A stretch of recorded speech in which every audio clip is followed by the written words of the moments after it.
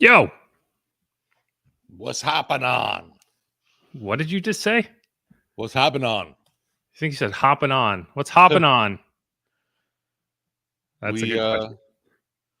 we at least have a week of starting out on a positive note, obviously, which is nice for Yeah. a change. So this is a kind of a funny story. So this isn't for the pod. This is just kind of to talk about while we wait. So I have basically two shirts that I wear to games. Right, I have a white shirt and I have a black shirt. And when they're at home, I'll wear the black shirt. When we're on the road, I'll wear the white shirt, just so it kind of like coordinates. So I don't, I don't look like a like a like a intruder on the sideline. Right, fit in. Right, Well, exactly. so I was wearing my white shirt and my kind of just regular pants, and so this guy who's also in a white shirt, who works for the NFL, comes up and he shows me this picture. He took a picture of Lonnie Johnson's thigh pads, and he was just like, "Oh, I got a good picture of that." And I was like, "What are you talking about?" And he's like, "Oh yeah, you can't wear that. That's against the rules because it said something on it. I don't even know what it said, but they were like custom thigh pads that weren't like his number or the logo. Like it was a uniform violation. And that's what this guy was doing. This guy worked for the NFL, Right, and right. he's got a clipboard, and he's taking notes on if anyone's violating uniform rules, because that's apparently Yeah, how the they do uniform it. police. Right, right. And so that's his job. Is he goes around, he's at that game, and he's looking at everyone's uniforms and making sure no one's breaking the rules. That's how they figure that out. But he thought that I worked for the NFL because I was wearing like almost the exact same type shirt that he was. The difference is mine has an Adidas logo and not an NFL logo. So, long story short, Lonnie Johnson's probably going to get fined this week.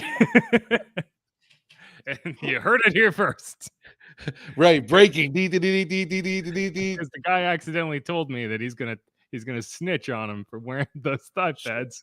I was gonna say, so what exactly was it about the thigh pad that was? It's funny. I could probably find him in a picture from the game, but I like genuinely no clue what they said. But it was, you can wear like your number or the team logo or whatever. Like you've seen that, right? Like the custom thigh pads. Yeah. So like his said something on them. I don't know if it was a brand or a name, but either way, it's a uniform violation. It's kind of funny because like you have to have someone there in order to even identify that. Like you wouldn't even have noticed that on the broadcast. No, So it's like exactly right. they are highly dedicated to making sure these guys don't do anything fun. It's the same two dudes in the dome all the time.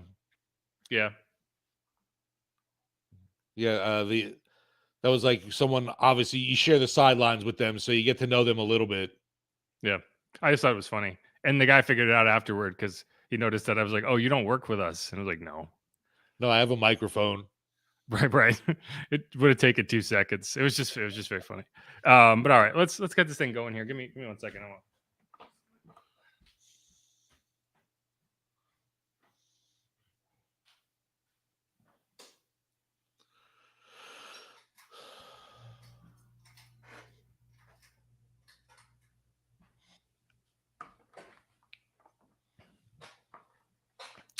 All right, Steve, whenever you're ready. Happy Halloween, Hoodads. We are inside Black and Gold on a special 500 edition. The Black and Gold getting a 38-27 victory in Indianapolis. A happy ride home as well, I'm sure, Jeff. Yeah. And the Saints, I don't know if you knew this, the Saints actually got a head start on Halloween this weekend. I don't know if you were paying attention, but they dressed up as a team that can score points. Whoa. Who were that? Who was crazy? That I don't know where that came from, but it was well received. And so, yeah, we're going to talk all about that. We're going to do the whole what worked, what didn't work. But we're going to flip it this time because there was a lot more that worked than didn't work. So first segment's going to be what worked. We're going to go through a lot. Second segment, we're going to kind of combo it with what didn't work, plus some general kind of trade deadline notes. If there's anyone that makes sense in a trade, who might be worth watching. If it's, I don't think it's going to be a very busy trade deadline for the Saints or for the league in general. It never really is. But we're going to get into that. And then we're going to do a mailbag in the back end, kind of theme it as a trade deadline mailbag. I imagine a lot of the questions will be trade deadline oriented. So we'll get to as many of those as possible. So if you have any trade deadline questions or any other questions for that matter, throw them in the comments. We'll get to them as much as we can. in the back end of the program. But yeah, I mean, you go out to Indy and it's a weird feeling because I don't think that people are going to watch that game and say, okay, everything is figured out. This team has no issues anymore. All the things we were worried about last week don't exist anymore. That's not the case. But you're now looking at a football team that has more than 400 yards of offense in 3 consecutive games. Up to that point, up to the point that you took the field in week 8, it was like, okay, these are all empty yards. It doesn't matter if you can't cash in. And you kind of felt like, I don't know if the offense exists that we saw on the field in Indy. And like, Indy's, that's been their whole thing, is they make teams that go out there to face them look explosive and look incredible. The Browns scored 39 points without Nick Chubb or Deshaun Watson, right? Kareem Hunt, who was on the street to start the season, PJ Walker, like they allowed 39 points to that team. So being able to beat up on the Colts is not a very exclusive club. Everyone's done it. Right. That Pump the brakes. going into this week, I wasn't convinced that the Saints had the capability of making a bad team, a bad defense look bad. Right. And so to me, that's the positive. Like you needed to see it before you believed it could happen. Right. And if all you do was beat the bad teams on your schedule, you're a playoff team. Now you can worry about beating the good teams when you get to that point. But if you can't beat the bad teams, then just pack it in. So to me, that's the confidence inspiring thing from that game is you made a bad defense look bad and you made yourself look good doing it. You made yourself feel good doing it. And I think that's from a confidence perspective, that's very important. If they went out there and they just eked out a win where they just struggled the entire way against a team that's like starting a special teams guy at cornerback. And, they ran the ball well. They threw the ball. They hit explosive plays. They figured out how to play defense in the second half. Again, I don't know. I feel really good about what I saw on the field. I'm curious, what's your takeaway from that game? it was definitely a relief, obviously, to see the offense getting, to Pater. And that it's unfortunate that one Taysom touchdown doesn't count for the red zone. I mean, it's unfortunate only if you Stat are nerdy. Bobby and you're obsessive about this very specific number. It doesn't really change anything. But Scoring from 20 or scoring to from me, 19. you still look at it as a red zone TD.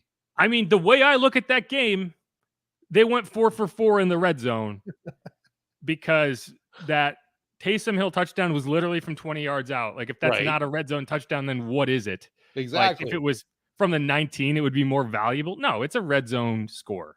You're in there. It like the point of the red zone is you are deep in their territory and you feel like in that position you should come away with points. Like you are in a touchdown position, and coming away with anything less than a touchdown is basically giving up 4 points, which is what the Colts wanted to do until the Saints gave them the free 4 points on the dumbest penalty I've ever seen.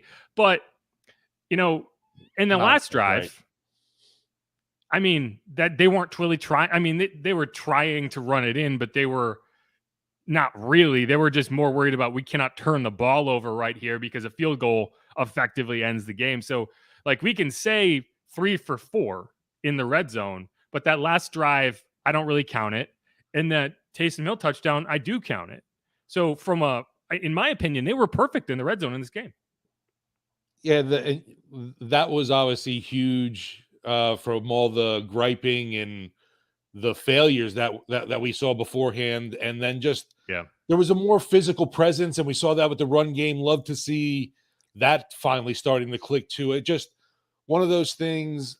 It's amazing, when one thing starts to go right, it kind of snowballs into that direction. And yeah, the offense definitely finally blossomed a little, and it's like we haven't even seen, like Alvin was talking about post game. It's like there's still more to be had there, and I totally see it. I mean, it was great to have Juwan back, but his involvement and to be expected, game one limited. But it was really limited in what you saw from him. The biggest disappointment to me, everyone's going to talk about Chris Olave. Obviously, I don't know where his head's at right now, but I'm also it's really sad that to me that Penning just can't get onto the field really to do anything. I thought that was an odd decision because I thought he did pretty well as the jumbo tight end. in week 7. They chose to go with Landon Young in that role. I mean, it's like it's probably more so like if the point was to give him background role and let him work exclusively on himself, which is kind of what they said they're trying to do, whether you believe it or not. There's a lot of self-help going on. Yeah, well, I mean, it's what you probably should be doing to Chris Olave right now. If we're being honest, Yeah. but we're going to talk about Chris Olave in the second segment, the what didn't work segment. But like if you're the point of sitting Trevor down was like you're worried that he's going to lose all of his confidence and he's going to start playing like his head's on fire. He doesn't know where he's going, whether he's coming or going. That's Chris Olave right now. So anyway, but we'll get into that. I was going to say something. Oh yeah, Juwan Johnson. One thing that Pete Carmichael said this week that I think is true is an undervalued element of Juwan's game is his ability as a run blocker, because that's something the Saints have struggled in, and just running the ball effectively. And I think they did look better, and so I think that's part of when you get Juwan back. That's something that you were able to take advantage of a little bit more. I've been waiting for you to like splice in the waves and flashing back to your predictions from this game and talking about Taysom time.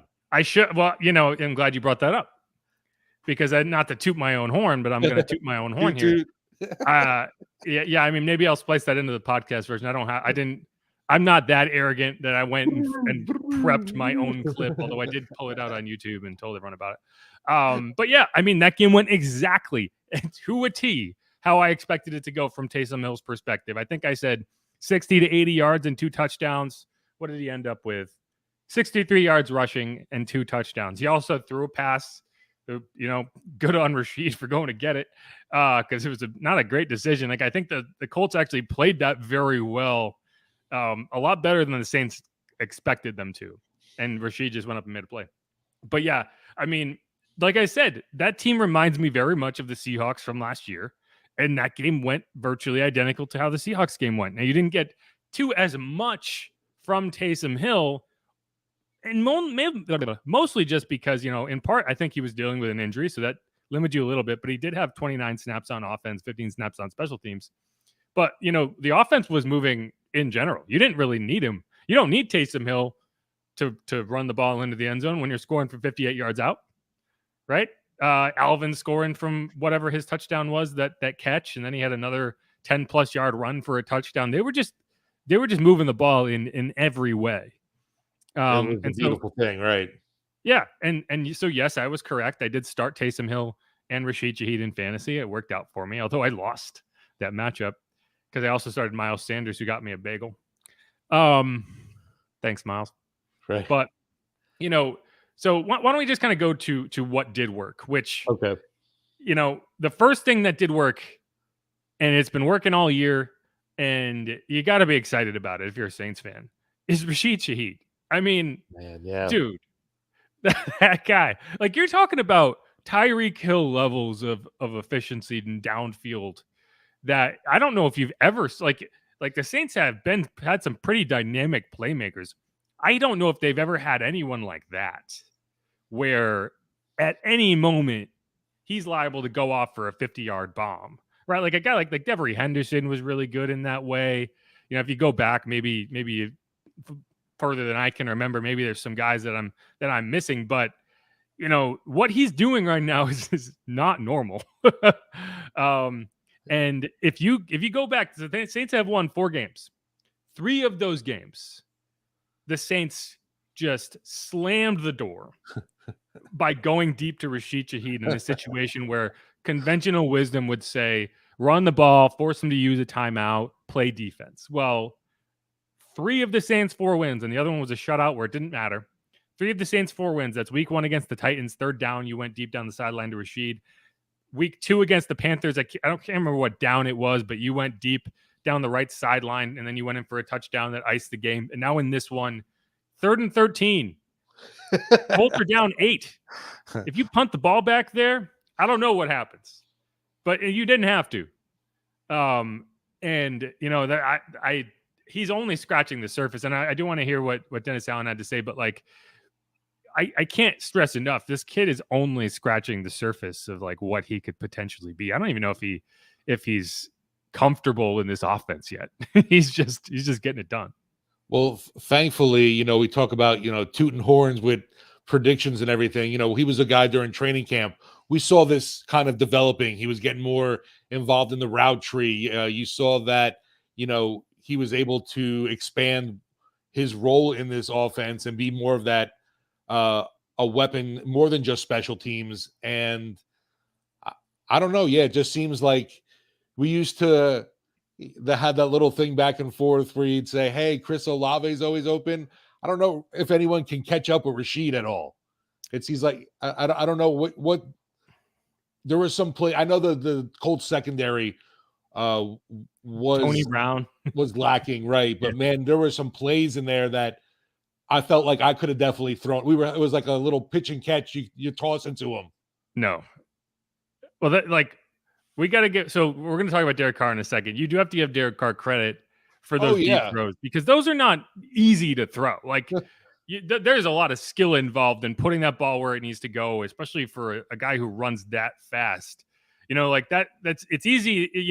You could say, "Wow, he's wide open." You still got to put it 45 yards downfield on the right trajectory so that he can run under it. He didn't lose stride. Like you've seen big plays in this Saints offense, but it's you know if that ball for that touchdown, for example, forces him to adjust and come back to it or not be able to catch it in stride and he doesn't score a touchdown, then that's a much different play, right?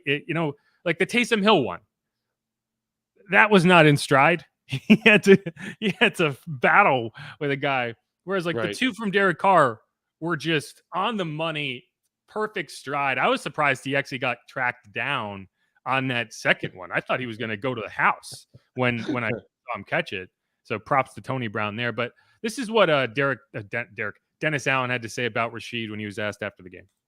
We're there yet. I think there's still a lot of meat left on the bone in terms of what we need to be able to do and what he can do. Obviously, his explosiveness down the field is probably his biggest trait. And his ability to, like I can think in the last few weeks, Houston being one, the play today, where he goes and makes a play on the football and high points the ball. So there's some of that I'm seeing that I really like. I think it's all the little bitty intricacies and the little bitty details that he's still got to improve on. But his speed and explosiveness makes him really difficult to cover. Yeah, and so right now I think teams are starting to figure out that you can't single cover Rashid Shaheed on the outside and expect to survive. So the next step for him is once teams do adjust, and I think you'll see a lot more shell coverage, and they're going to say, okay, no go balls, which that is what they were doing in that game. But Mike Thomas actually talked us through this. The Saints had kind of a nugget on Gus Bradley and how he coaches defense, and they actually they had him take an inside release on that go, which is unusual because typically you want to start on the edge so you can get to your line, and so the safety can't get down on it.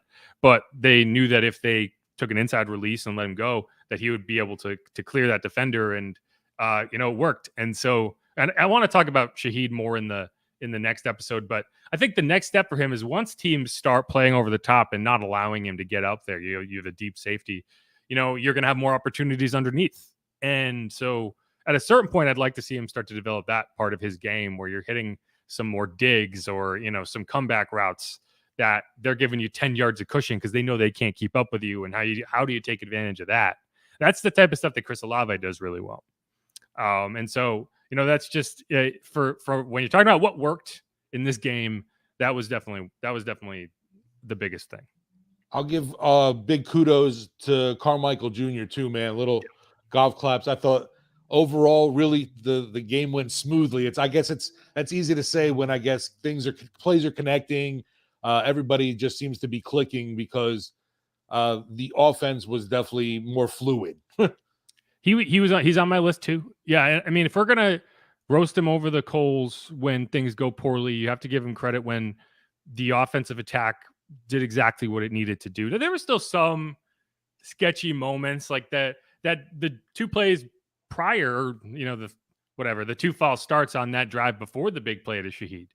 one of the reasons that happened is you tried to go tempo on that drive, and why? You're in the 4-minute offense, and like, and Deuce was talking about this on the broadcast, is you're still going to want to burn the clock. Like, I think the idea was we're going to get up to the line, we're going to let Derek see what they're doing, and then he's going to step back and adjust. But you're asking your offensive linemen to stay in their stance for 30 seconds at the end of a long football game. Like, that's a lot. Yeah, and it's just kind of that didn't make sense, and there's a few other play calls where you're just like, I don't know. I don't know if I love it. But generally speaking, I thought he got like, this offense has a lot of mouths to feed. Right? You got to get the ball to AK. You got to get the ball to Taysom. You got to get the ball to Olave. You got to get the ball to Mike Thomas. You got to find ways to get everyone involved and take advantage of the looks you're getting. And I just think that they did that very well in this game. One thing, but there are things that you're just like, well, why don't they do this more? Why don't they do this more? And one of those things is they ran an angle route to Alvin, and it worked for the touchdown to start the scoring there.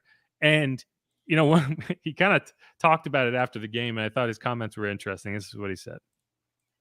I like that no linebacker can cover me when we call it. So I think, it's just been trying to get that kind of back into our offense and back up. And, Derek likes the call. I think as an offense, I think we like the call. It's just getting the right looks and getting out there and getting in position to be able to call those. Sometimes in my head, I'm like, man, we need to just call it and just rip it. But, you can't do that with every play and just force it. So I'm happy we got one off. Hopefully the offensive staff goes upstairs and just puts that on the call sheet next week. So it was good, though. Yeah. And like we talked about this in camp, and I thought we'd see a lot more of this, is Alvin Kamara as a receiver, not just check downs, running routes. And we haven't really seen it.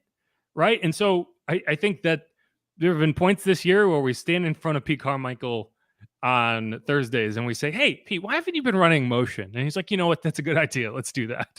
He doesn't say that per se, but it's just like, yeah, right. And then the next week, hey, look, you got motion in the offense. And this past week, it was like, hey, Pete, why don't you run tempo more often? And suddenly, and I think they would have done this anyway. I don't think it's because we told them, but, suddenly it's like, oh, hey, look, we got all this tempo. I think this week the subject should be, why don't you throw the ball to Alvin more downfield, right? We haven't seen any wheel routes. We haven't, that angle route worked. Where's the out and up, right? Where's the counter off of that? And so I think that's, and to be fair, he wasn't here the first 3 weeks. So, there's been some fits and starts in how you've incorporated him. But I think, the next step for Pete in terms of that part of the game, I think, is getting more calls on the table for Alvin to take advantage of his abilities in space. And yeah, the way you talk about obviously Alvin Kamara and his amazing elusiveness, balance, and all, you see a little bit of that spark with a guy like Shaheed. Man, there's just something special about the way he moves. It's not just he's quick or whatever it is. There's just he's got a great feel for the field and who's around him. Isn't that a Beatles song or an Elton John song? How's it? Give me the lyric. Like something in the way she moves or something like that. Yeah. There you go. Anyway, it's got weird. But no, so a lot of things work. Jamal Williams got going, and so that's something that I think he was. Yeah, you mentioned a lot of mouths to feed too. We got a 3-headed monster in the backfield too, not including Taysom. Right, they had Kendre in there for some work. So like again, it's like there's a lot of personnel you got to manage and make sure they're engaged and make sure they're in the game plan. And I think they did a really good job of that. I also think, on the kind of the flip side of that, I thought Derek Carr had a great game, and again, these are guys that we criticize just remarkably when they are struggling. And so when they play well, you should acknowledge it. And I think Derek Carr had a very good game. I think he played within himself. I think he got the offense in the positions it needed to be. We're going to talk about that throw to Olave. One thing Derek Carr didn't do is, pile on to his young receiver the way that we saw last week when he just screwed up. Right. And, I think that when things are going well, it's easier to be that way. But, I think Derek had a good game, and if you got that version of Derek Carr every week, you'd win a lot of football games, right? Like he didn't hold the ball too long. He got through his progressions. He made some nice plays downfield. He was aggressive. I want to see him be aggressive. I don't want to see him, checking down at the hits his back foot and immediately checks down. That's not something you want to see. So I think just what you saw to Derek this week, And again, the Colts defense makes everyone look like an all-pro. But, like it seemed like Derek was very much a not confident quarterback, especially in the first half against the Jags. And if you want to look at the last 6 quarters of football from him have been very good. So I don't know. That was definitely huge, I think, just because whatever you want to call it, the get right game against the Colts right now, this team needed it. We hadn't seen them really dominate a game unlike since the Patriots matchup, and we knew that was a sham as well. They hadn't led for a second in week 6 or 7. So that, like, when that big touchdown to Rashid in the second quarter, that was their first lead in 10 quarters of football. So yeah, like if to say there was a crisis of confidence, like a get right game is a very good way to describe this. Although I would have described week 5 that way too, and it kind of turned on its head. So, it is what it is. But I think it's only a get right game of now what happens against Chicago Sunday. If you stay right, right? Yeah, the next game can't be a get wrong game. Right. It's like, wait a minute, what happened? But yeah, so now you're looking, like you went in that game and you're like, wow, we have 400 yards of offense in back-to-back games. What do we have to show for it? Well, now you're looking at it like, man, we have 400 yards of offense in 3 straight games, and suddenly things start to click. And like, what? They haven't done that since 2018. Think about that. Like, this is the first time they've had 3 consecutive games with 400 yards of offense since the year of our Lord 2018. And that Saints offense was pretty good in 2019. It was pretty good in 2020. They went to the divisional round of the playoffs. So, if you're looking at things that worked, I think Pete Carmichael and Derek Carr are both on that list. Now they have to keep it working. Like you got to keep going in the right direction, but I think these were positive steps. One more thing that I wanted to talk about that, everyone's going to talk about the offense and that's fair. They should, but that game was very much not in hand. Right. When Paulson Adebo went out there and stole a ball at the 1 yard line or the 2 yard line, a ball that probably should have never been thrown. Like that's the Gardner Minshew. We talked to Lawrence Owen, right? And he was talking about that roller coaster of emotions. That's the Gardner Minshew where you're just like, he played really well in that game, but then that one throw, you were just like, man, like that was such a momentum changer. And, so he did a couple things in that game. One, he made that interception, which he's done a good job of making plays on the ball. He almost had one against the Jags. I think that's been an area he's improved this year, is not just knocking the ball down, but making a play on it. But, you saw in week 4 what can happen when you catch that ball down at the 2 or the 3 and the momentum brings you in. The refs are going to say, no, you get that at the 3. So, when you saw him decide to take it out, you're like, oh wait, yeah, good idea. Because he got to the 30 and it was a nice run back. He juked the guy. And so like that's a huge momentum changer. Like if you get the ball at the 3, who knows what happens? Getting that ball at the 30 and they went down and scored. I think that was big for him. The other thing he did that probably hasn't been talked about enough: zero penalties in that game for him. And he's been playing really well. The only thing he's been doing wrong is when he feels like he's gotten beat at the top of the route, he'll grab. And that's where you get the holding penalties, where you get the pass interference. Just play your technique, force them to make a play. And I think he did a much better job of that this week than we've seen previously. So what worked? Paulson Adebo, I think, had a great game. For defense too, I gotta love me some Carl Granderson. And there's not much been else though from this Saints defensive line this season, though. That's been the crazy part. Yeah. I mean, we're going to talk about the defensive line a little bit in the second segment. Again, it's not a coincidence that you got a lead in this game and suddenly the defensive line started to assert itself. Like, complementary football exists for a reason. Like they talk about it for a reason. Cover, you got to cover, and you got to take away that first read. If the quarterback can throw his first read every time, you're not getting pressure because that first read is going to be out. Right, the ball's going to be out of his hand. And when you are playing from behind, the offense can and will dink and dunk. That's what Cam calls it. Quick game all day long. And there's only so much you can expect when the quarterback is not holding on to the ball. Now, when you get them in 3rd and long and suddenly they're down 8 and they need to make something happen, that's when you can pin your ears back and go get them. The bigger issue in this game, I think, was the run defense. And we'll talk about that. But yeah, I mean, it's never as simple as just looking at the box score and saying, well, they only had 2 quarterback hits, so they didn't have a good game. Like, there's more to it than that. And the offense has not done its defense any favors in several games this season. Let's put it that way. Because I think this defense, when it doesn't have to worry about Zach Moss and Jonathan Taylor running the ball down your throat, makes your life a lot easier. And that's a good offensive line too. That's a top end offensive line. So you're always going to have a hard time getting pressure against that group. But yeah, I mean, Carl Granderson, I thought, had a good game. A guy I want to see more of is Isaiah Foskey. People are talking about, we got to trade for this guy. I want to see the second round pick in there. I thought he had a solid game. He had 10 snaps. He almost forced a fumble. They called it an incomplete pass. But yeah, I mean, Carl Granderson is just going to be that dude.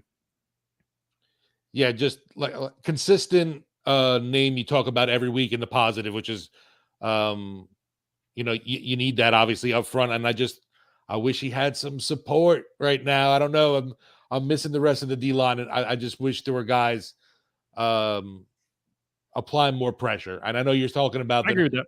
Stats not showing up, but I mean, come on. No, I mean, I agree with you. I think they need to be better. I just think it annoys me that, like, there's a lot more nuance to that conversation than typically we'll go into it. And I don't know. It's just it's a thing. But another, and like I said, we'll talk more about that in the second segment. But one guy I do want to talk about, he is a defensive lineman, but it wasn't on the defense. It was for the second week in a row. Mr. We saw Fullback. the full Bink, or the Bink back. And so one thing that's funny is Alvin Kamara and Colin Saunders, their lockers are next to each other. And so I asked Alvin if Colin has been talking his ear off the last couple of weeks, and this is what he had to say. You said who?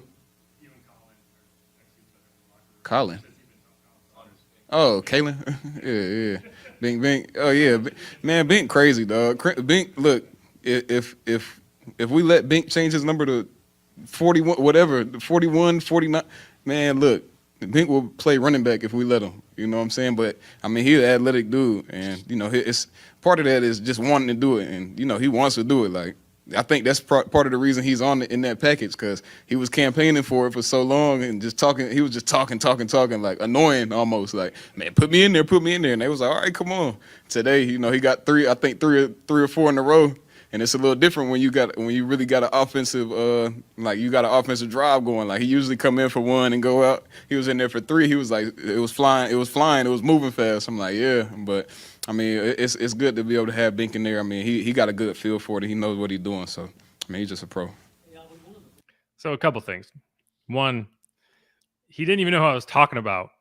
And like, if you're wondering if that nickname is how they refer to him, he didn't even know who I was talking about, first of all, until I said Bink. Second, he corrected me despite me saying the name correctly. Right. That's what I was like. Wait a minute. You said Colin. Yeah, it's not Kalen. Well, because right, a lot of people call him Kalen. The funny thing is, the Colin Saunders Twitter handle is Colin, not Kalen, because he's very vocal about people saying his name incorrectly. And I just thought that was funny. I was like, this guy sits next to him in the locker room, doesn't even know how to pronounce his name because no one calls him that. They call him Bink. But yeah, so that Taysom Hill touchdown run, that second Taysom Hill touchdown run, that was, Colin just bulldozing, and I enjoy it. It's just fun. It's not necessarily the most, a beautiful thing in the world, but I don't know. This team, if you want, like, there are things you can say about this team and this offense. Being boring is not one of them. Like they do some stuff. They hit bombs. They got the 300-pound fullback in there. They got Calvin Kamara doing crazy stuff. I don't know. I've really enjoyed watching that game, and I'm looking forward to watching the film when it comes out today. No, that it seems like since Bink has arrived into the offensive mix now, maybe there's been a little more physicality to that run game. I don't know. Keep it going, whatever works, obviously. But yeah, it was really great to see. Obviously, Taysom and AK 2 touchdowns apiece in the matchup. Guys that pretty much epitomize what you want in players, going for that quote unquote every inch on every play. That's what I love to see. I agree. And so for Alvin, It seems like every week he's like picking up one accolade or another. This was his 11th career game with a receiving and a rushing touchdown. That ties him with Jim Brown for 5th in NFL history. Oh, that guy. Yeah, just Jim Brown. Pretty good. He was decent, I guess. But yeah, so Alvin, I think Alvin looks more comfortable. Jamal looked comfortable. Again, we don't have to beat a dead horse here. Like, I think the offensive approach in this game did a lot of things that you've been wanting to see. Got everyone involved. Everyone ate. The offense put up points. You scored in the red zone. You didn't see, you saw some mistakes, right? Like, it wasn't perfect. There were some execution errors. There were just enough things that went wrong to give the coaches something to talk about in film sessions, right? If you want to nitpick, I guess you could say they still didn't really target the tight end. No, but I mean, they did in one key moment. And if you want to put Taysom as tight end kind of thing. Yeah, and they converted on third down a good amount. So it wasn't like they were failing and then there was just, well, why didn't you go to Jawan, right? Yeah, right. There was a couple misses, like the 2 Mike Thomas throws on slants where, one of them, I think Mike slipped, the other one was behind him. Yeah. There was another one, that one to Olave where he kind of airmailed it a little bit. Like, it wasn't perfect, but you don't have to, you're never going to be perfect. But you have to, you have to do things the right way enough times, and eventually it'll work out for you. But that's it for me. Is there anyone else you wanted to highlight before we move on? Trying to think really offhand. I think just a shout out to, I guess, Ryan Ramczyk looked like the old Ryan Ramczyk. Back healthy. Yep. So I mean, yeah, he didn't do anything. It's tough because it's like, I don't know how he did, but only allowed 1 sack in the game. So if you want to say, the only reason I say that is seeing like PFF ratings come out kind of thing. Well, I mean, the offensive line allowed 1 sack, right? I think that group has gotten progressively better. This group now has some continuity, right? Or at least it doesn't really, actually, because last week it wasn't Ryan. This week it's Ryan in there. But I think this is the group you're going to, assuming everyone's healthy, I think this is the group you're going to roll with the rest of the year. And yeah, I thought they played pretty well against what I wouldn't call the stiffest pass rush out there, but if you went back to week 1, you would have assumed that they couldn't block anybody. So, I'm okay with it. No, for true. Like you've seen this group now, 2 straight games have pretty decent performances from the O-line. So yeah, that's definitely a huge positive. And then like maybe we're seeing, okay, the O-line's taking baby steps, the run game's taking baby steps, that's taking to the passing game, taking baby steps. It's all working. The other guy I didn't think had a terrible game, even though everyone complains about him every time he walks in the field, is Lou Hedley. He punted 4 times, all four inside the 20. Again, we've heard from Dennis Allen. He said his first kick is usually his worst kick.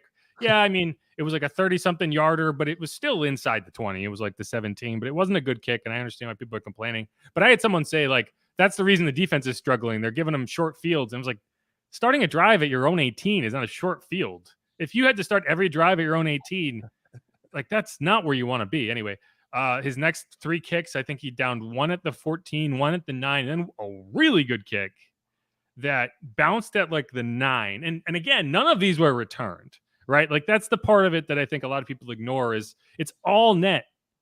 Like Rashid, like the kicker for the what's his name? Rigoberto Sanchez. I almost said Rodrigo Blankenship. I said Rigoberto. It's just the R's. He had a bunch of really long punts, but Rashid returned them, right? So what's the net there? Right. And so, like, if your kicks are unreturnable, you don't need the distance. And I think that's, obviously you'd like to see some field flipping kicks. But, man, that kick to the 9, it just hit and then kicked.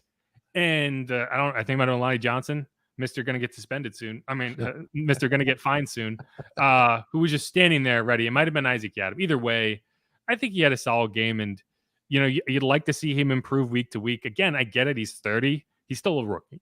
So, like, I think that he had a solid game.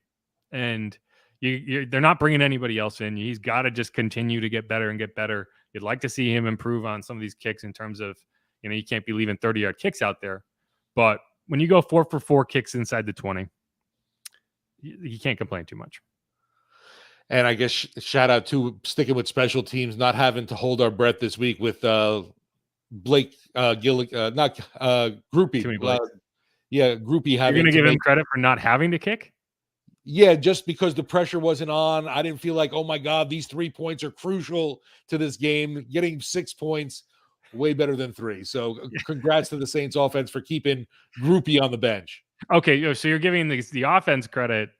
I thought you were giving Blake credit for like, some sort of psychology of like, well, they don't want me to kick, so go score it anyway.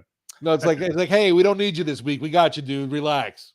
Yep. But all right, let's wrap up that segment. We're going to come back. We're going to talk about what didn't work. And we're also going to get into a bit of the trade deadline. And we're going to come back for one final segment, get into a mailbag. This is Inside Black and Gold. I'm Jeff Nowak. He's Steve Geller. We hit a record for downloads this month. That's exciting. And that includes we had a pretty big download month back when Derek Carr was signed. So good to see. Thanks, everybody. If you haven't subscribed yet, please do that. If you haven't left a rating or review wherever you get your podcast, do that. And, always hit me up if you want us to talk about anything. If you have any questions you want us to throw in a mailbag or a segment, that always is helpful because I am not creative. All right, y'all. Stick around.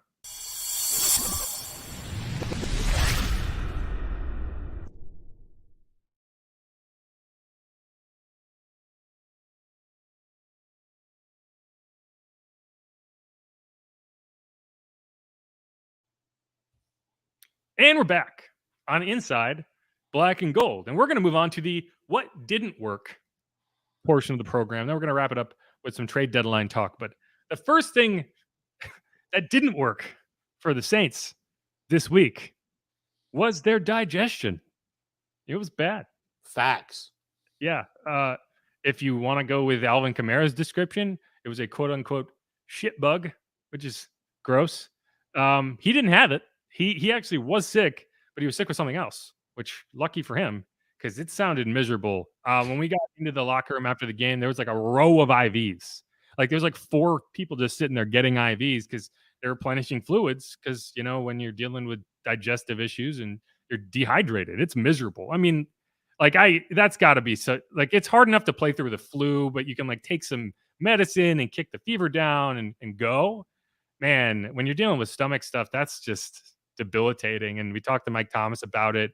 He started feeling it like late Friday night, all Saturday, the entire trip up there, just bad. Like he said, there was no chance he wasn't going to play. Like he's missed enough games in his career. He's not missing any more games without serious injury. Like he's not missing because he's sick. And so it was just a question of how effective could he be? And you got him involved early. I think probably got to him as the game went on. You didn't see him really make an impact in the second half. But, I think Dennis Allen said there was probably 10 to 12 players who were dealing with that. And so, you wouldn't have known it based on how they performed. So good on them.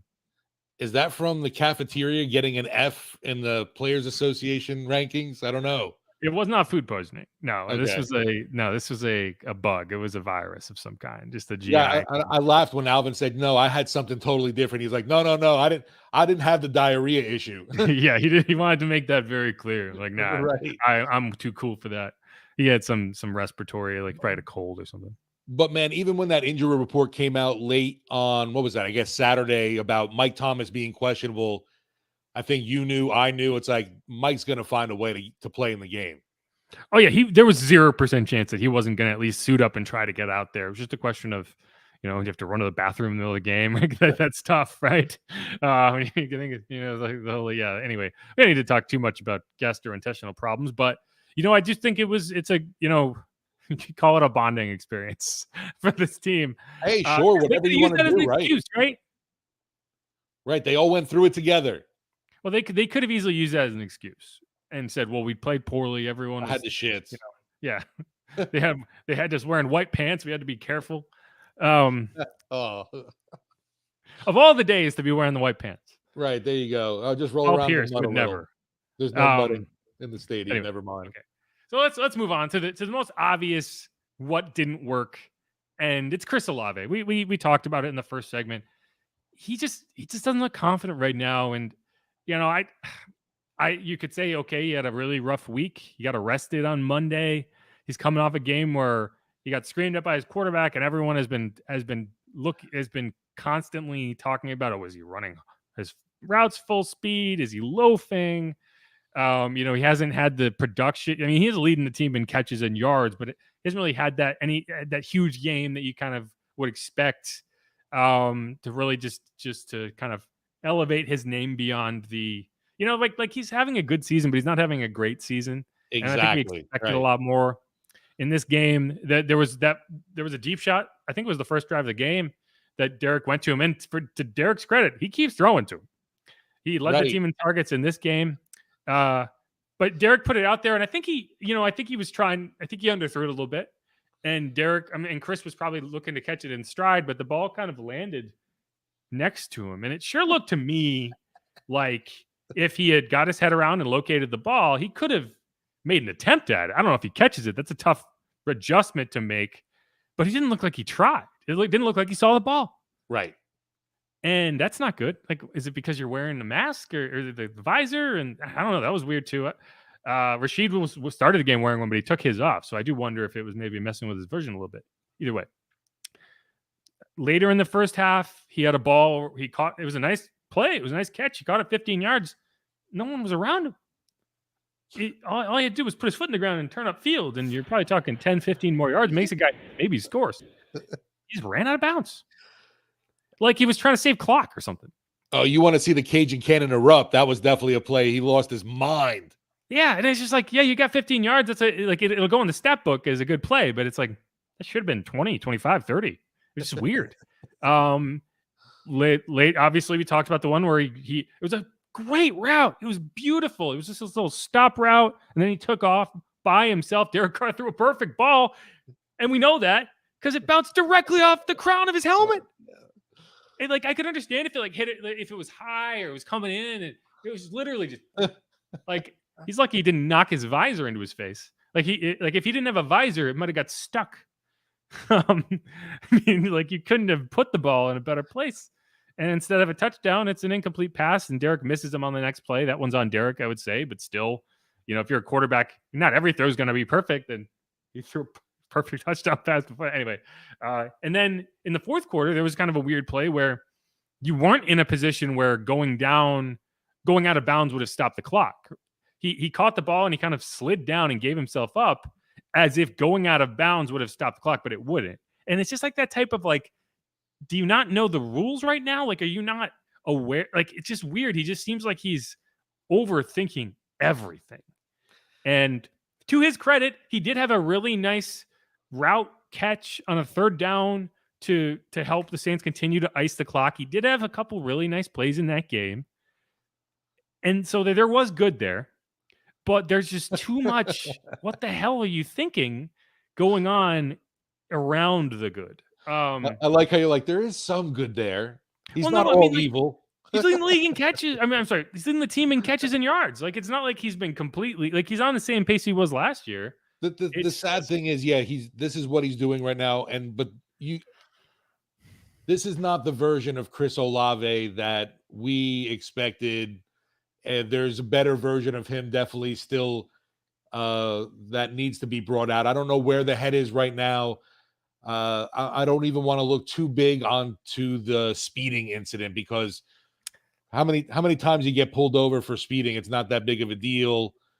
Obviously, it wasn't any kind of drugs, alcohol, weapons, anything involved in that. But to me, yeah, just where he was on the field, his Madden awareness is going down. Yeah. I don't know. It's frustrating because you know how good he is. Like that's not a Right. mirage. So I don't know why if he's in his own head right now, if he's got feelings about something. I don't know what it is with Chris, but he definitely needs to snap out of it. Obviously, this offense needs him. And those just couple of plays could have made a huge difference, obviously. Yeah, like the game was closer than it should have been. Like that drive should have been a Right. touchdown. Instead, they punted. And yeah, I think we talked about this a little bit. The Saints, one of the reasons they sat Trevor Penning down is because they saw him struggling. And one of the worst things that can happen for a young player is you struggle and things aren't working and you're not seeing the improvement that you feel like you should. And then all of your confidence goes away and you're out there and you're just like playing with your head on fire and you don't seem to have any clue, like these basic things that you know what to do. Suddenly you're not doing them correctly. And so I can actually understand like when it comes to Trevor and you decided to do that and like I think that you feel like you have the players that not having him out there, you won't suffer as he works in the background, and you can say, okay, they benched him, they did, but at the end of the day, I understand why. Chris Olave is in that exact same place right now that you were describing Trevor, right? Like, if your reason for sitting Trevor down was that, then his compatriot from the 2022 draft probably deserves to get sat down too. And the reason you're not is because he is this uber talented player, and you don't exactly have a replacement level player for Chris Olave. Like, it's not that you can bring Andres Pete in at left tackle and feel like he can get the job done. I don't think there's anyone at wide receiver that you're bringing in and feeling like this is a comparable player. Like, you got to get it to work. And so I did ask Dennis Allen where he feels like Chris Olave is right now, and this is what he had to say. I think he's in a good spot. I mean, there's ups and downs with young players. I'm not worried about Chris Olave. I think he's going to be a big part of, what we're able to do, hopefully successfully as we go down the stretch here. So he's going to be a big part of our offense. Look, he made some big plays for us today. So, I mean, again, he did make some nice catches. Like, there is good with the bad. It's not all bad. But I think what you're hearing there is this team is gonna stay committed to Chris, and I think that's the right approach, because again, you're not trading him, right? We're gonna talk about the trade deadline here in a second. Like, you're not trading Chris. I don't think it's anything where he's upset of where he is, kind of thing right now. I don't know if there needs to be some kind of kumbaya moment with him, whatever it is. I think he's upset with himself. Like, I don't think that, like, Chris doesn't strike me as a guy who's like gonna throw a temper tantrum in the locker room and say like, oh, this is not, like, he knows that, like, he's not having the ball bounce off his helmet and blaming anyone but himself. But I do think he's in his own head, and so I think the right approach from the coaching staff is to, just to protect confidence in the guy, because you are going to need him. Like, that's what DA said. I agree with, right? You are going to need him down the stretch of the season. You're going to need him to play better. So I think to me, it's like, can we get to the bye week without anything drastic happening? Right? You got 2 more games, and then you have time where you can kind of reset, get your head in the right place. And, like, to me, that's where you're at right now with Chris, is you got to figure it out the next 2 weeks and go from there. But yeah, of all, like, a lot of things went right in this game. So you come out of it feeling good, but you did not see the turnaround from Chris that you were hoping to see, that by any stretch. No, and just you're hoping that he can find some kind of happiness right now, because he doesn't seem to be a joy in football for him right now. Yeah, he seems like he's Eric Bledsoe. He's like he's like one bad day away from tweeting. He's like, I don't want to be here anymore, but it's really because I'm at a hair salon. And where was he? Milwaukee, I think, Phoenix. I can't recall. Either way. You mentioned Olave. He did have those kind of questionable tweets when he was like, oh, they were just waiting for me to fail to pile it on me kind of deal. That was weird. He did delete that one. Right. He didn't. Exactly. He didn't delete the other one, which was like, damn crazy world, whatever. But like, I don't blame him. Crazy world. If I was one of these athletes, I would constantly be tweeting at people being like, go to hell. Like, who are you? Like what Evan Neal said to the fans. I would be saying that all the time, because it was like, who the hell are you? Leave me alone. Just watch the game. That's why. Yeah. But as an athlete, you got to be smarter than that, right? And you got to understand how to navigate that situation. And right now, he hasn't done a very good job of it. So hopefully he can get better. Let's move on. We don't need to talk about him forever. But so there's a couple other things that didn't go well in this game. One of them was the run defense, and generally speaking, I think it was okay. But when you allow 82 yards on 2 carries, and that sets up 10 of their points, you can't do that. And that's part of the reason it's like you can't get to the quarterback, because you're allowing them to run the ball, right? Like, one of the reasons you weren't getting any pressure is because they were running it for 4 or 5 yards on first down. You never really got them into 3rd and long. I had one person say there was a 3rd and 18 play that they allowed to convert, and I was like, well, that's not really the pass rush. That's a drop 8 and cover play. Like, that's the secondary. You're not going after the quarterback, because all they can do is beat you 20 yards downfield. You're going to stand at the sticks and say nothing here, and they got it. They got 19 yards anyway. But so, like, to me, I'm more concerned, and I said this going in, and I still feel this way, because Gardner Minshew had a solid game in terms of using his legs. Is pressuring the quarterback is one thing, they haven't been able to get him to the ground.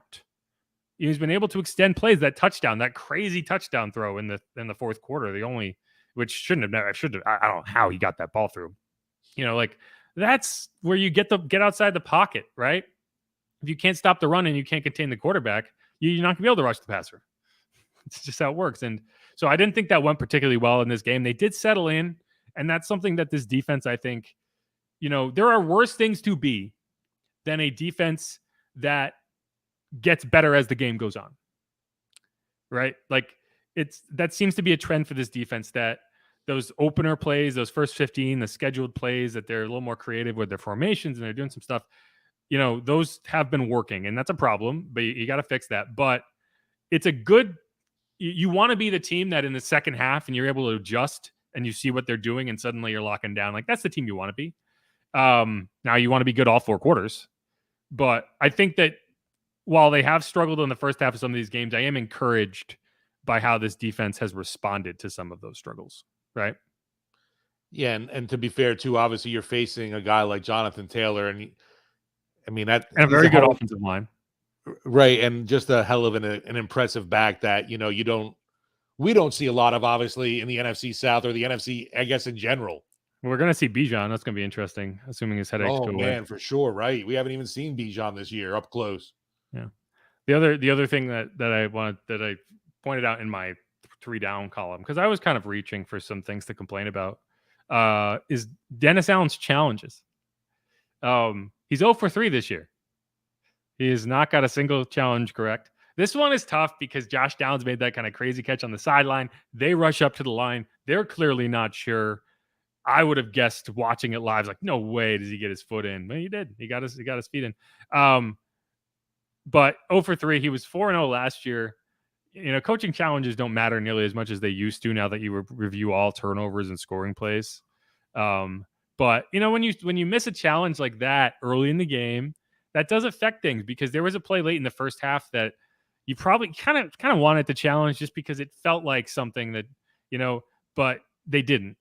And it's like, well, because you can't, if you use your second challenge and get it wrong here, it's like it eliminates your ability to kind of go out on a limb, because losing that first challenge is basically like losing 2 challenges. So I don't know.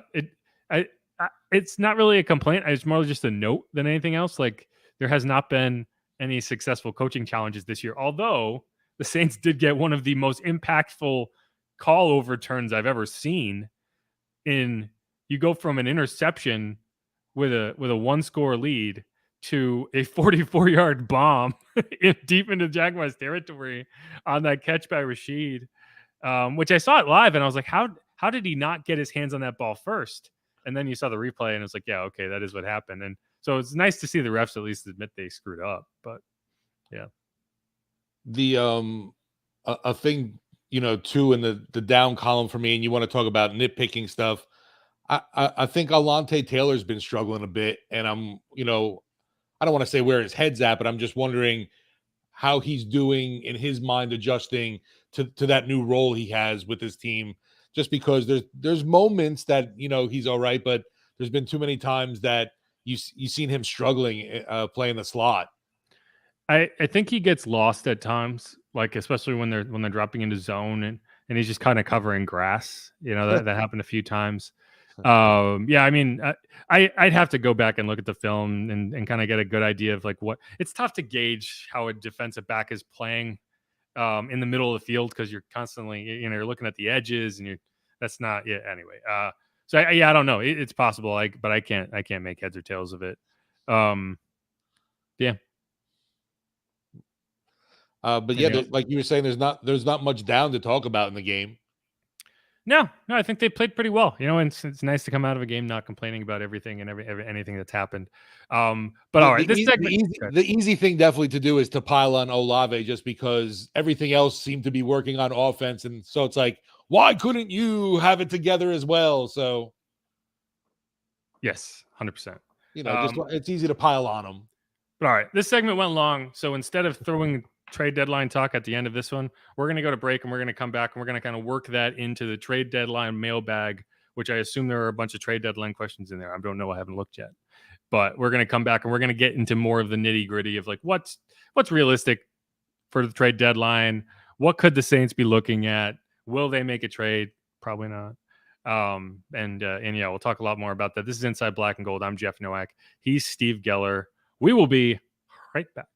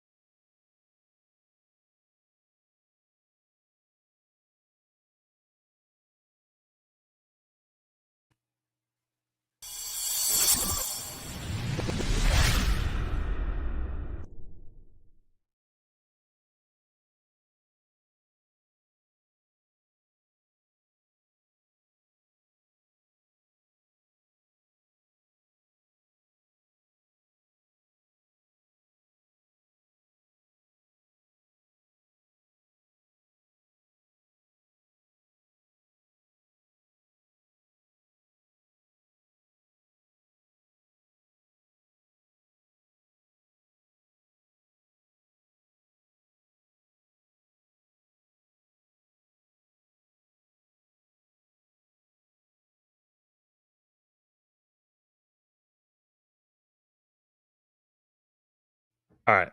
Sorry, I wasn't able to get through all of the comments in that in the 3-minute video for the break, so I had to do it again. But I we're got back. you. You need And more we're- time? Oh, Sorry? sorry. Sorry, I you was say? saying that you need more time. No, I got I it. got you. I got it. There's All a lot right. of comments in there. A lot of people are arguing about Chris Olave and whatnot. I mean, we've been getting a ton of And whatnot. engagement in these live chats. Like again, I say this all the time. I really do appreciate everyone who's in here and everyone who's having a conversation with each other and debating about the stuff we're talking about.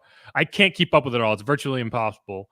But I do appreciate everyone and to try to get to as many as we can. The first thing, Chris P, who's always in here commenting, I do have a new Funko Pop. It's Peacemaker. It's right there. Nice. It's my friend got it for me for my birthday like 2 years ago, and he finally gave it to me. I didn't even ask him for it. He just knows I like that show. It's a good show. I don't know if you watched it. Waiting for the next season. Yeah. Did I say and we're back yet? I kind of interrupted you, and you're like, what were you saying? I was like, I didn't know if you needed more time because you were saying about comments. It's all right. We don't need the Funko Pop conversation on the There you go, right. on the podcast. So it's just for YouTube. Just for you, too. All right. And we're back. This is Inside Black and Gold Mailbag Edition. Mailbag Edition trade deadline. We're going to talk a good bit about the trade deadline, but we're also going to get to other questions as they went in there. We've had first question though is from Jando the Sorcerer. It says, why isn't Pete in the booth? I don't know. He's talking about Pete Carmichael, asking why Pete isn't up in the booth. It's a good question. I do think it's interesting, but I've always felt like as an offensive coordinator, you want to be able to communicate with the players. Like you want to be able to have conversations with everybody as it takes place. And when you're up in the booth, you can't really do that. So personally, I think, I actually initially when I saw this, I thought they were talking about you, but your name's not Pete. And they're asking why you weren't in the studio. But it's because you don't host a show today because Bobby Hebert hangs out at the casino. And I guess, for Pete, it's Carmichael. It's a feel thing. I agree. And he's always been on the sideline. So that's why he's on the sideline. Right. All right. Let's see. Let's get to a trade deadline question. And this is one that I think can get into a subject. So 992 RAS says, I would do Chase Young for a 4th rounder this year and a 4th rounder next year. So I guess, Chase Young, you could talk about Carl Lawson. You could talk about a few of these guys. And to me, I look at it as, are you going to give up assets for a guy, or are you going to commit to getting your 2nd round pick on the field? And, we talked about the defensive line. You would like to see more pressure. I concede that, although I do think it's a more nuanced conversation than just saying these are the pressure numbers and they have to be better. I think when you look at it, you're going to say we invested heavily in the 2023 draft in our defensive line.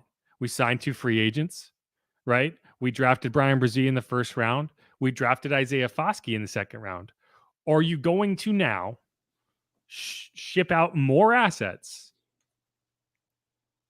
when you're already not able to get Isaiah Foskey a ton of snaps, right? Like you're not dealing with injuries. And at the trade deadline, injuries are almost always the biggest impetus for teams to go out and make a trade. It's not usually like, oh, the players we have are not playing at a high enough level, so let's replace them, right? Because you could trade for somebody. You're still not taking Cam off the field. There's only so many defensive ends you can find snaps for, right? Like your Carl Granderson's going to get his snaps.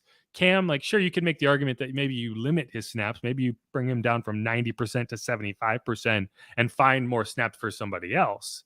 But I think if the front office is looking at this, they're going to say, well, if we're going to get snaps for somebody, we'd like it to be Isaiah Foskey, right? He had 10 snaps in this game. I thought he had a decent impact.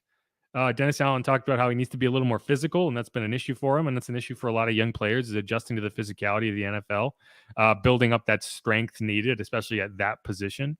But to me, that's where I look at it. I'm not going to go out and ship out more assets to make the path to the field for Isaiah even more daunting. Like I just don't see how that would benefit you. So to me, I don't think you make a move for a defensive lineman.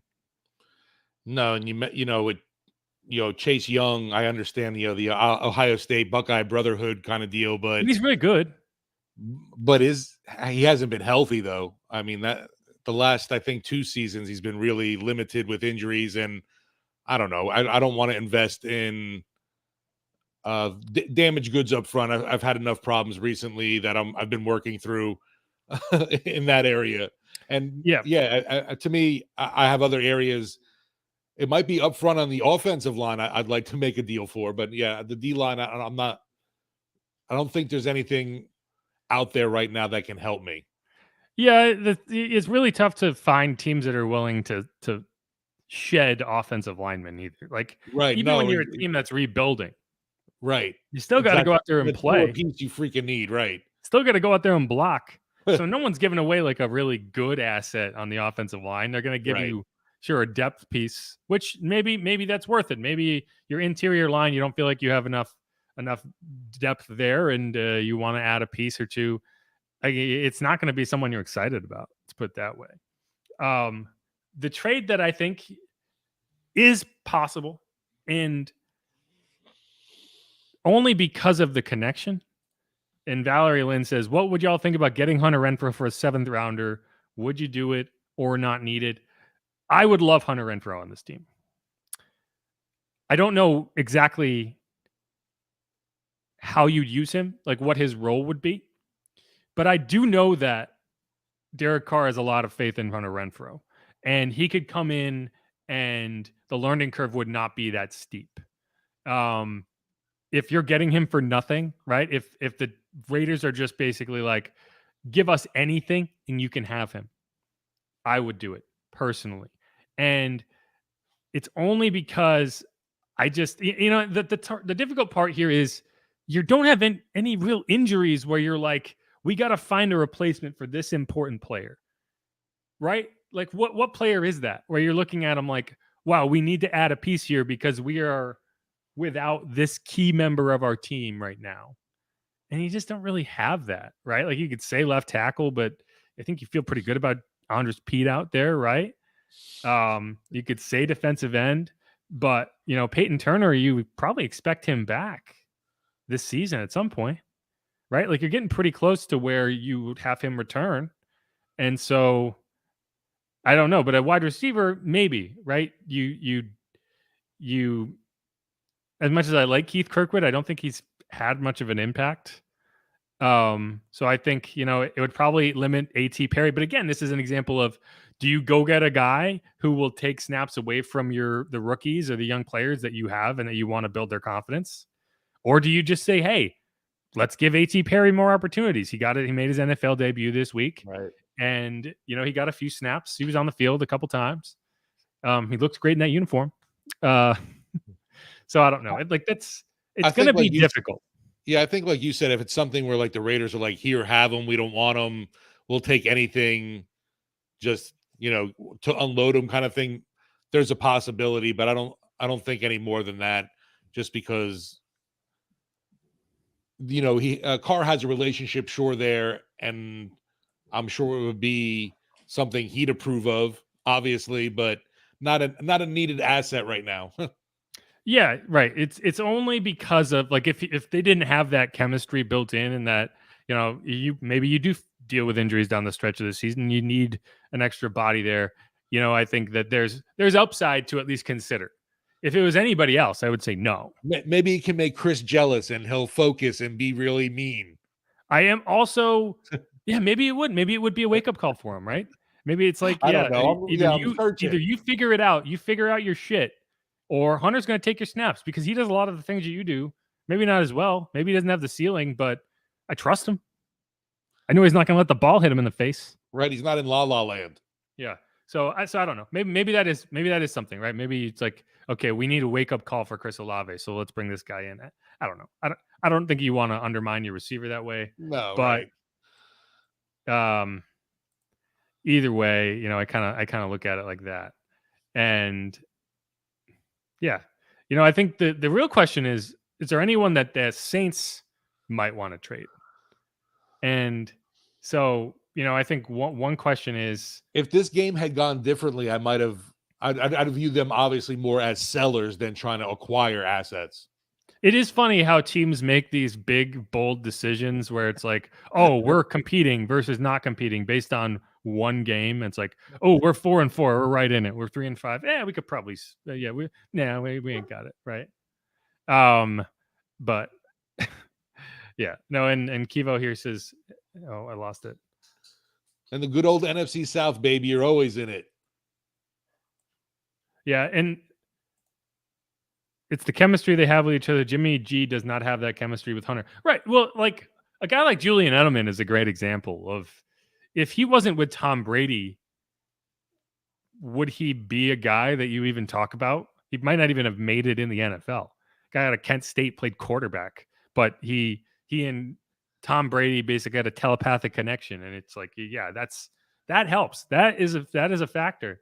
I'm also being a homer because I covered Hunter Renfrow in high school and I really like him. He's a good guy. Went to Socastee, played quarterback. Okay. unstoppable. Anyway, but the question to me, so I think one question, and this is the benefit you have when you have 3 quarterbacks, which you do now. Jake Haener. Funny story about Jake Haener. That was his first road trip with the team. So he got to experience road life for the first time because wait a minute. What about preseason stuff though? Oh shit, you're right. Okay. So he was in LA. But LA was weird because it wasn't was the like typical camp. travel. Like it was camp and it was the week long. That was his first like 1 day road trip. Road trip during the season. I gotcha. Yeah. And I know this, it's funny, and I don't think they'll mind me sharing this, but like, so there's the players on the plane are in the front, like they're separated from everyone else, right? But so we're sitting there, and like you don't ever see the players, like they're completely sequestered. But we see Jake Haener wandering by. I'm like, why is he back here with us unspeakables? And it's because he went on the wrong side of the plane because he's never been on the plane before. He didn't know which way to go. I just thought it was funny because it was like, why would he get in that? Why would he come in that side when the players else? Oh, it's because it's just he just followed someone in, and then I just thought it was funny because it's just like, why would that happen? Oh, this is the first time because he was suspended the first 6 games and they played week 7 at home. Anyway, Jake Haener. He probably saw the allure of the snacks coming in the back entrance and went that way. There are some pretty sweet snacks. But no, so that's the question. Like in last season, for example, even like Jimmy Garoppolo went down, everyone's like, "Oh, trade Jameis to San Fran or whatever," and you could be like, "Well, that doesn't." They wouldn't do that because. Hold on, I got it.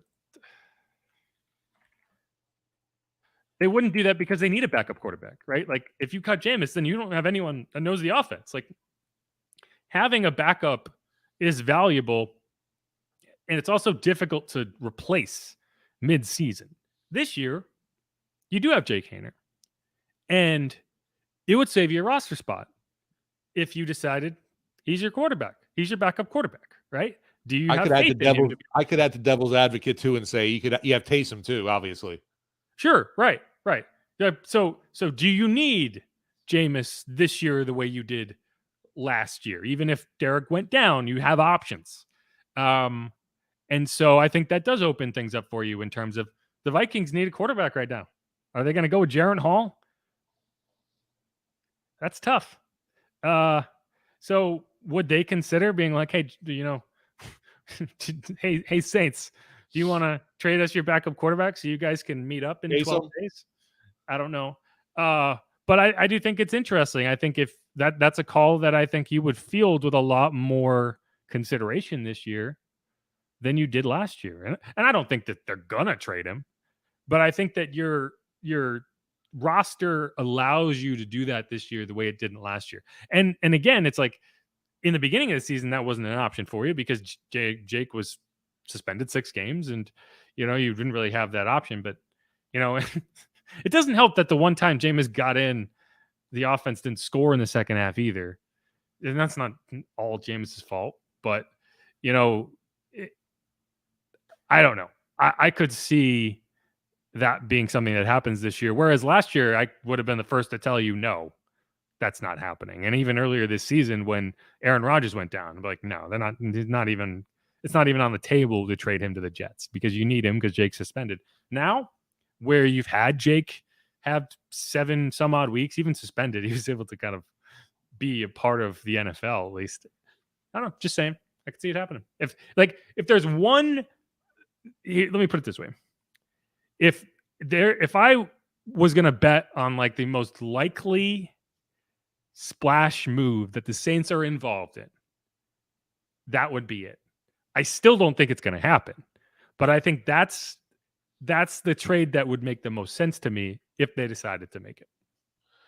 It just seems completely lunacy to think that they trade him to Minnesota just to turn around and face him. But I don't even know if he'd be ready, honestly, to lead that offense. I don't know, honestly.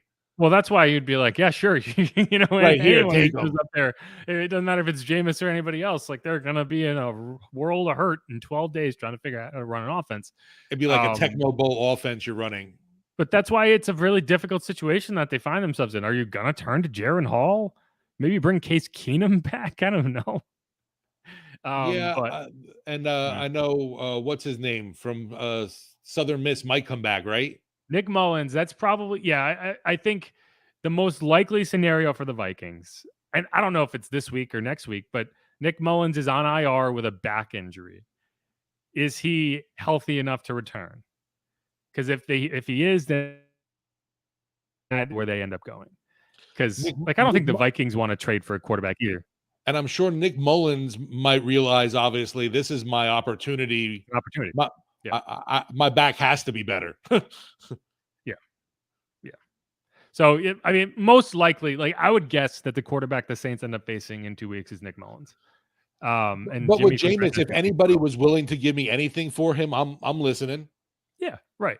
Again, just from a fundamental standpoint of how the roster is structured right now, it could make sense. Now, I still think it won't happen, but it could make sense. And if Nick Mullins ends up starting for Minnesota, Jimmy from Gretna is going to be thrilled because he's obsessed with Nick Mullins because he's a Southern Miss guy. He's the best quarterback in the history of the NFL, according to one guy who tells us he lives in Gretna, even though I'm guarantee you he does not live in Gretna. We got one backup enough to worry about this week with Chicago. All right, let's get off the trade deadline hill for a bit because I don't think there's that much to talk about.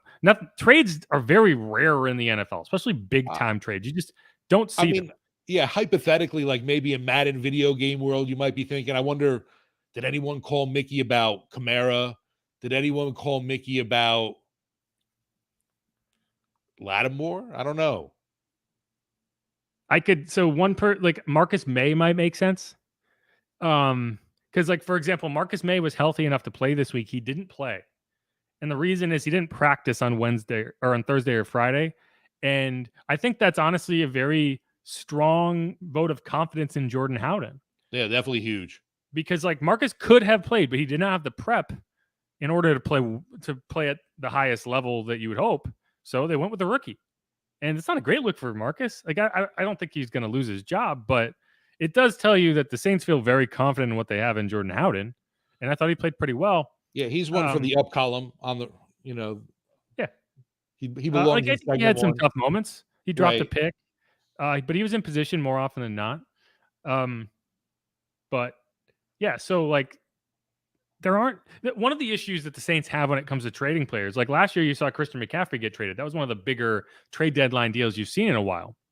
But one of the difficulties the Saints have when it comes to trading players like Kamara is the way that they structure contracts. Because you can't just trade a guy and get out from under his deal the way that a lot of teams might be able to. You've restructured it. There's dead money at the back end. There's void years. And suddenly that guy's not under contract anymore. And so not only are you trading him away, you are digesting all of that dead money immediately. Because that's how it works. That makes it a little more difficult for the Saints if you're like, do we have to trade this guy? Because if we don't, we're way better off. So that's why a guy like Marcus, who hasn't been restructured yet, or a younger player, or but what's the market for a guy like that? I don't think it's big. What if the Raiders want Olave and they'll send you Devontae Adams? Stop! I'm not doing that. No, this is not that podcast. Speaking of podcasts, the Keeping It Real Who Dat Sports podcast. Let's get into non-trade deadline talk. And he says the offense continued the momentum it gained in the fourth quarter against the Jaguars. They found a rhythm in that game, which carried over into Sunday's game. Tempo, not hurry up, but a more decisive tempo. And I agree with this. You don't have to run tempo all the time, but I do want you to force the action, right? I want you to, you have someone on their heels and you keep pushing. And I think they did a good job with that in this game. You definitely felt it for sure. Yeah, right. And that's the type of stuff that's you should enjoy that as an offense. It's like jazz, you zig and zag and made it up. They also want you to come on their podcast, Steve. So woohoo, you've been called out. Valerie Lynn says the goal has to be 6-4 going into the bye before the big game versus the Falcons. Before Kirk Cousins went down with what I think is an Achilles injury, which, I would have said 2-1, I would accept. especially now that you're 1-0. Like, you got to beat the Bears this week. There's no excuse if you're facing Tyson Bagent. But now, if you're facing a backup quarterback with the Vikings, you got to go 3-0. And 6-4 going into the bye would feel very good. Yeah, I mean, come on. We laughed at the schedule when it came out, saying how how easy it was to navigate for this squad, and it's actually gotten easier. Right. I mean, come on, you've been gifted now. Although I'll say with the Colts, it wasn't anything like, oh my goodness, you're facing, this an experienced quarterback, but still a hot rookie that had promised start, and a guy in Richardson that we know mobile QBs give the Saints fit. So it could have been more of an issue not having to face good old Uncle Rico, as Bobby would say, or Gardner Minshew. Yeah, these should have been back-to-back matchups that you thought, okay, the Saints are going to have trouble with this guy. Saints are going to, and you don't face either of them. Valerie Lynn again says, "Why do they call him Bink? Anyone know? Just wondering." I think we've talked about this on the podcast before, so I'm not going to get completely into it. But there is a funny story that Malcolm Roach told me. It was from Arthur character named Binky, but that's not actually true. He made that up and made us all look like fools. It's actually from what Colin told me. It's the sound of a basketball hitting the court, because he's used to play basketball. He was a point guard. And so it'd be like, bink, bink, bink, bink, bink, bink. And that's why, like, Alvin, when he calls him Bink, he's like, bink, bink. He says it twice. Bink, bink. Anyway, that's what it's from. It's a weird name, weird nickname, but, it's unique, memorable. And whatever works, right? Yeah, and it is right. Yeah, definitely unique. Bink, bink. Bink, bink, bink, bink, bink. I guess you can make up your own thing and mess with people too, I guess. Well, that's what Malcolm did. Right. Stefan says the penalties were horrendous. Yeah. There were some bad penalties in that game. Marshawn Lattimore, I don't think he's had a bad season. One thing that's been going on with the Saints the last several weeks, since week 4, I believe, is they haven't been shadowing anybody. They've been playing sides. And I think that's more of a statement of how good they feel about Paulson Adebo than anything to do with Marshawn. But I do think Marshawn is better when he travels and when he can get into a matchup with one specific guy. I think he loses his edge a little bit when it's just whoever's in front of him, that's who he's covering. And we've seen more penalties from him this year than I can recall in the last several years. I have to look it up, but I know I think he had a pass interference in this game. He got beat on a few. I just think he thrives more in that kind of mano, like, I'm going to shut you down kind of Revis Island type matchup. I don't know. Maybe I'm making that up, but like, I think that certain guys, that's who they are, is they sink their teeth into the best receiver on that team and they say, you are not winning. And so this is not really what this comment is about, but I think it's interesting to watch and how they operate, because I actually think if you looked at it, Paulson Adebo, outside of the penalties, might be having a more consistent season in coverage. Yeah, Marshawn hasn't been terrible, but we saw dog Marshawn in training camp, and I think we thought he was coming into this season like looking to make a statement on where he is among the hierarchy of corners in the NFL, and that really hasn't been the case. Nope, I agree with that. A lot of people are saying trade Peyton Turner. What makes you think anyone would be trading for Peyton Turner? Maybe the Vikings, since they fell in love with Davenport. I don't know. We love it. Bring him on. Give us all your injured, your weak. But no, I mean, the Saints aren't trading Peyton Turner. Like, what exactly value do you think you'd get out of that? Like, why would that even benefit you? Like, you're not trading a guy just because you desperately need an extra 7th rounder. Like the Raiders, it kind of feels like they might be willing to trade Hunter Renfrow because he just feels like the odd man out. Like, I don't think that he has a spot on that roster, so something is better than nothing. In this case, you still got Peyton Turner under contract for another year. He was actually playing pretty well. Like, he had a really good camp. The only thing that went wrong for him is he got hurt, and he continues to get hurt. So it's not like that gives you trade value. I don't know. Like that's kind of funny to me that people say like trade this guy, trade that guy, but it's like it's got to make sense. Like there aren't teams. It's not like there's just like a market that you go to and there's like a value. That's To not me, how it works. I always get trade Andrews Pete. Well, I actually think that someone would trade for Andres Pete, but I think he's actually got a lot of value to this team. Right. You can't trade him because you need him. Yeah. He's your starting left tackle right now. Yeah, trading him. Anyway. That's what's wild about that scenario. And honestly, everyone's got they're holding their breath, waiting for him to end up on the injury report again with something. Avis Tolliver also says you can't trade someone on IR, which you're probably right. I think you are correct. But I mean, there are ways around that, I think. I don't know.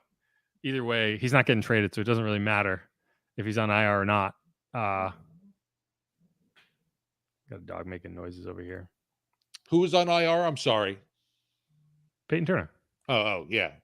Here's Luke says, JFC, if a guy gives up 2 receptions, everyone thinks he's not living up to expectations. Newsflash, there's no true lockdown corner in the NFL anymore. Revis was the last of a dying breed.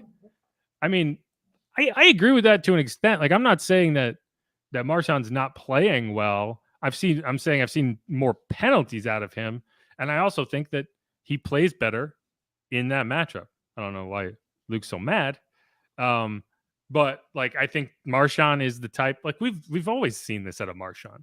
When he gets to go up against a Mike Evans or a DK Metcalf, like he gets into it. Like that's his type of matchup. He wants to be physical, he wants to get in their heads and he shuts them down. You don't see that like when it's like John Ross, right? Like Nico Collins got the better of him a few times. Like I don't know. No, I hear you. I would always joke like the matchups with Mike Evans. All of a sudden, Marshawn, he turns into the eraser and he just scratches out Evans' name from the stat book. He doesn't even appear. But yeah, we don't usually see that on a constant basis. And I feel like he could be that dude. And I just wish we saw that interest more from Marshawn. And I think that's been obviously a knock constantly. It's like he just, for some reason, he just gets up more for those prime matchups. It is what it is. I wouldn't say interest.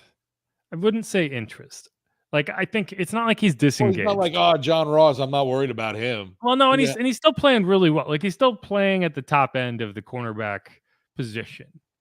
It's just I don't think you see him locked down quite the same way playing sides as you do shadowing. Now, the more you do it, maybe that is something that he kind of builds into his DNA. In the past, you haven't done that because I don't think you had the talent on the outside across from him that so like the issue with playing sides is like, okay, so they don't want Marshawn on Mike Evans. So they're just going to send Mike Evans over there and attack Paulson and Debo. Now, if you feel comfortable with Paulson in that matchup, just as much as you feel with Marshawn in that matchup, like you feel like it's not a disadvantage, then it makes sense. And right now, I think the Saints feel that way with Paulson. And the only issue for him, I think, has been the penalties. So I don't know. Like, I think over time, that'll even out. And I think they've played well together. I just think you've seen Marshawn get beat. I think you've seen Marshawn get attacked more this year. And it's in part because Paulson's playing that well on the opposite side. So it's not like that's one of the imbalances of when you have a star cornerback on one side and a scrub on the other side. Why would you ever throw at Marshawn? You're always going to throw at the other guy. Now, if you have 2 really good cornerbacks, sometimes it's like, okay, well, we still want to throw to Mike Evans. We still want to throw to that guy in that matchup. So this year, I think more so than other seasons, you have seen Marshawn get thrown at. Now, sometimes he wins more often than not, but you're not going to win every time. So, yeah, I mean, I think he locked down DeAndre Hopkins in week 1 very well. If we're sitting here complaining about the Saints defensive secondary, then I think things are going pretty well because that's probably the least concerning position on this team. I mean, I don't know. With Marshawn, I feel like his play could be more elevated. Honestly, I don't know. I for what we consider as a lockdown corner, he has not been that this year. Yeah, I guess. I don't know. To me, it's the penalties that have stood out. I haven't seen him get beat constantly or anything like that. It's just when you have those penalties, and this is a team that's been penalized way too much, and so they shouldn't be coming from Marshawn. Like Paulson didn't have any penalties in that game, but the penalties were still an issue. I think Right. Marshawn had 2 of them. So to me, It's that's amazing. There's so many things. Like sometimes, like early on, I feel like Kamara had a reception that he dropped, and it was like, oh crap, here we go again. Even though even the leaders on this team aren't focused and in tune, but that didn't prove to be the case. Obviously, I just want to see with uh with AK obviously getting more involved, getting downfield and getting into the end zone, because when he's scoring, and then you talk about with you look at Lattimore on the other end, I forgot where I was going there. Lattimore is just a key piece on that defense, and it just becomes that next level when he's locked in, at least. I mean, I don't know, and I don't want to hear, oh well, whatever receiver isn't a huge matchup for him. It should be whoever the hell he's matched up against, kind of thing. I don't care who the name is. I agree with that. Mike from New Orleans says Marshawn's making penalties because he's getting beat. Yeah, well, I mean, a lot of people have been getting beat early in games, and that's something that this team has to figure out. Like, you can't keep coming out and allowing 20-point first halves like you did against the Colts. I mean, that's not a good look. So that's something you got to figure out. I'm just curious, his coverage numbers. Obviously, this game, they couldn't have been very appealing. I would say. I don't know. See, it's tough to gauge, right? Because you're not paying that close attention when the ball doesn't go there. So there's going to be 2 or 3 plays where if he got beat, then those are the ones you remember. Same thing with offensive line, right? You're only getting your name called if you're getting beat. Now, Paulson, I think, has made a handful of plays on the ball that stick out in your mind. You have not seen that since week 1 with Marshawn. He did almost have a pick 6 on Gardner in this game that kind of looked like the one in Philly last year. So he did make a play on a ball there. I don't know. It's tough, and I'll take a closer look when I go through the film tomorrow. But it's an interesting question. St. John Butler says, seems like the Bears have a suspect pass defense. Do you expect another game where the offense pushes the ball down the field on Sunday? I think in matchups where the Saints can push the ball down the field, they're going to push the ball down the field because, at this point, that's a contrarian approach. At this point, teams don't do that. so like it's almost like by being aggressive and going deep, you're attacking a weakness in defenses that now exists because of how offenses approach the game. And they try to do these dink and dunk, this kind of West Coast, go laterally, use the edges of the field. So yeah, I mean, I don't see why you would stop going deep. I would like to see Chris Olave targeted more downfield. Now, there's some issues that you got to iron out with Chris Olave, but I think that they had a nice long play to Mike Thomas. It doesn't always have to be Rashid. Like, I would love to see him be a decoy and then attack the middle of the field more often than they have been. But yeah, I mean, sure would be nice to see a run of, I would say offense, but they are already on a run of offense. So it would be nice to see a run of like 30-point games from this team where, you put that idea that you can't score in the red zone in the rear view and you just plow forward and make teams respect you. I think the good part too about going a bit against this Bears squad is you're not really worried about them hurting you if you are a little aggressive and maybe things don't work out. I don't, if your play calling puts you in a situation where you have to settle instead of getting those 6 points, is you don't think that this Bears team is coming back and cramming the ball down your throat in the pass or the run game either. So I just think it kind of opens up the offense more for you.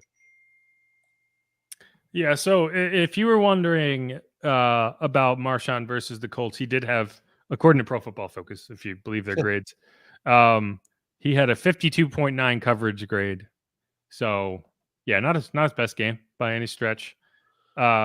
Yeah, I can't imagine a 52 in any rankings is it really that good. No, I mean, he had a 90.2 against the Titans, 83.5 against the Panthers, 82.5 against the Jaguars. But yeah, he had a rough day against the Bucks, that Mike Evans matchup. Not a great day in Green Bay, not a great day in New England. So yeah, I mean, he's been off and on. He had a rough day against Nico Collins because penalties count against you, right? Yeah, So I was yeah, I trying to mean, think. You said New England. I'm like, wow, if anything bad happened in New England, I can't even recall. yeah, this is strange. Huh. So he's had 5 penalties down the year. He had 2 in this game. I think only 1 was accepted. Then he had 1 apiece against Tampa, New England, and Houston. Oh yeah, because he had that late hit against Kendrick Bourne. Maybe remember he was coming over the top, and they missed the field goal right after that. But yeah, so I mean, definitely not his best year, which is kind of disappointing because everyone talked about how locked in he was to start the year. So It's a we'll different Marshawn. yeah, but he does have 6 pass breakups. He had 3 in week 1. He's had 3 since then. I don't know. What's crazy is every other team in the league would be jumping over each other to get to him too. If you wanted to put him up for availability, so yeah, there's no way, Yeah. shape, or form I'm saying this team doesn't need Marshawn. We just need, locked in, focused Marshawn. Yeah, so this week he was targeted 9 times in coverage. That's a lot. Yeah, for sure. You could probably go like in months of previous years and see that. 6 catches on 9 targets. Yeah, so not his greatest game. So we'll have to see. But all right, I think that's it from me. Anything else you want to hit before we go? No, just getting ready for more backup quarterback bonanza this week. Getting ready for the Bears. The Bears. The Bears. Luke says PFF doesn't differentiate man versus zone. True, but the Saints play very little zone. So I don't know. It's call it what you want. Either way, I mean, I think that's. I don't. I mean, you base what you're watching and then going back and saying, yeah, that wasn't his best game. I don't think that's a bold take. I just think, obviously, in general, and I think it's easy to agree with this, is the fact that the defense needs to come out with that second half mentality somehow. And I don't know what's the magic juice that you have at halftime, but you need to have that before the game. Yeah, 17-point first halves are not going to cut it. You got to be better than that. This week the offense was good enough to bail you out. It won't be every week. So True that, right. But all right, this has been a long pod. It's going to take me a lifetime to edit, but I appreciate everyone who was in here, everyone who asked a question. This is Inside Black and Gold. I'm Jeff Nowak. He is Steve Geller. We'll be coming at you again on Wednesday with an injury report breakdown. I want to get more into Rashid Shaheed and, really kind of find some context on what he's been doing, because it ain't normal what he's been doing. Like, it's very few players in the NFL have put up the type of numbers, the type of efficiency that he has put up. So I want to talk about that. And then, obviously we'll be getting into the Bears and Tyson Bagent and all that good stuff. But until then, thanks everyone for listening. If you haven't subscribed yet, please do that. If you're watching on YouTube, subscribe. If you're listening to wherever you get your podcast and haven't hit the subscribe button, what the hell? Do it. Leave a rating, leave a review. I'll be your best friend forever. Thanks everyone for watching. And who dat? Go Saints. Hit him with it. Let's start the win streak, please. I agree. All right. Be easy, y'all. Peace.